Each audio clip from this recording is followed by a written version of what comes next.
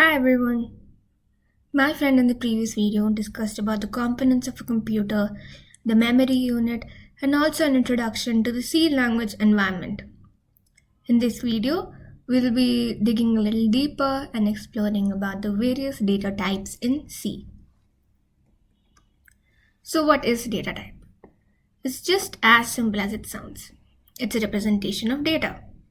It's associated with the value that we input as a user, and it tells the computer on how to interpret it. It also tells the computer on how much memory space has to be allocated to that particular data type. So how are data types used? They're used to define a variable, the return value from a function, and also the parameters in a function. Data types are classified into three broad categories: primitive data type, derived data type, and user-defined data type. These are further divided as shown. We'll be discussing them in detail further. Modifiers. So modifiers help define how much memory space has to be allocated to that particular variable. So they're attached to the data type, but it helps modify by either increasing or decreasing the amount of storage space allocated to that particular variable. There are 5 types of modifiers: short, long, signed, unsigned, and long. Now we'll be going a little deeper and understand each and every data type. So in primitive data type, there are 4 types: integer, character, float, and void. Integer data type. As the name suggests, it's used to represent integers. So that's whole numbers. So it excludes numbers which contain fractional parts or decimal parts. They're further divided into short, int, and long based on the modifiers. Whether it's signed or unsigned, it occupies 2 bytes of memory space. And 2 bytes is equals to 8 bits. Int occupies 2 to 4 bytes depending on the compiler. Long occupies 4 bytes of memory space. To summarize, this is the classification of integer data type: short, int, long, and it's further divided into signed and unsigned each. And that defines how much memory space is allocated. Character data type. It's also an integer data type, but it stores the ASCII values of the characters. So this data type stores only 1 byte of memory space. That's 8 bits. Its ranges from -128 to 127 in case of signed, and 0 to 255 in case of unsigned. To summarize again, character data type is divided into signed and unsigned. There is no further classification for this data type. Float. Float is an opposite of the integer data type. It's used to represent the decimal numbers and the fractional numbers, and hence it's used to represent all the types of real numbers. Float is further divided into float, double, and long double. Float stores 4 bytes, double 8 bytes, and long double is used to store 10 bytes of memory space. Void. Void is an empty data type. So when we expect no return value, void is used. Hence we write the statement return 0. To summarize all the primitive data types: int, char, float, and void. And this is the further classification. This table represents the ranges of each data type and its classification.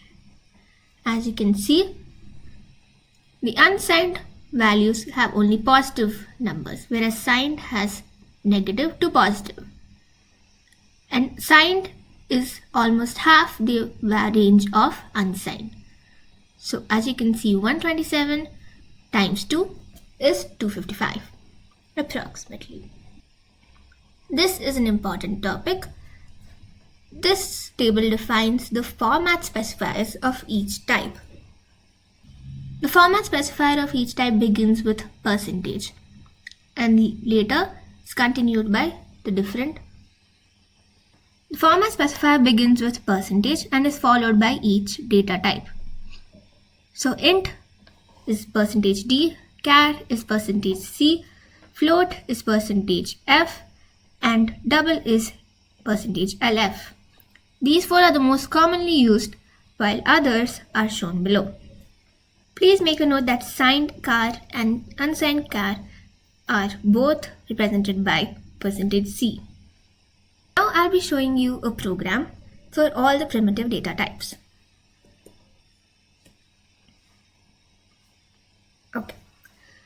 So this is a program for all the primitive data types. It contains char, int, and float. So when we execute this program, we get this. So while inputting two characters, I'm going to take A and B, four integers, 1, 2, 3, 123, and a decimal number. So let's take 4.23. We get the output as shown. In float, we always get 6 decimal numbers unless it's modified. Derived data types. Derived data types is those types which are derived from the user itself. So they are declared by the user and thus only then can they be considered as a data type. So these are classified as array, function, and pointers. Array is a set of homogeneous data elements and each element is defined by an index. So as you can see here, 0, 1, and 2 is the index of each element.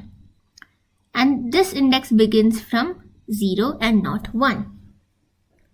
So functions are a part of the program which are declared by the user.